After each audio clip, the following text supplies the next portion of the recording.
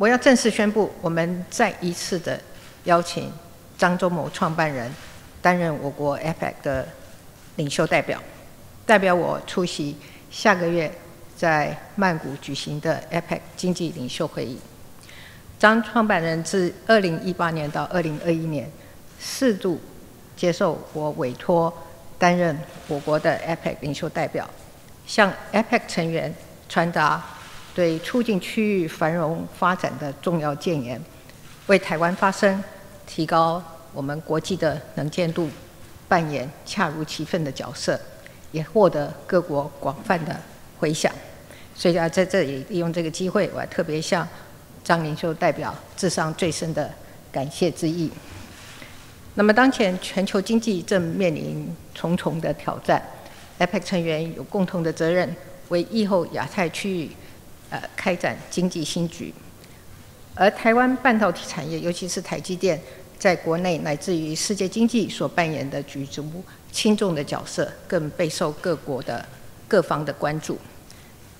那么，在这个重要的时刻，由张创办人担任我国 APEC 领袖代表，可以说是无可取代的不二人选。这也是我第5度邀请张创办人担任领袖代表的最重要的原因。即将召开的 APEC 经济领袖会议是睽违3年来首次实体会议，各界对这一次的会议都有很高的期待。值得注意的是，当前全球经济正面临巨大的转变，再加上美中竞争以及乌俄战争等变数，对亚太地区的经济带来广泛深远的影响。在这样复杂而且敏感的情势之下，今年 APEC 会议能否在确保区域稳定、平衡及成长上达成共识，对所有参与的国家都是很重要的任务。那么近来，台湾在国际能见度大为提高。这次 APEC 会议中，台湾的表现和立场将会受到更多的关注。那么对此，我希望我们张领袖代表以及我们代表团所有的成员，传达给所有的与会的成员以下3个重要的立场。第一个是向 APEC 成员诉求，我们必须正视区域内的意见分歧，努力在贸易的自由开放与公平竞争之间，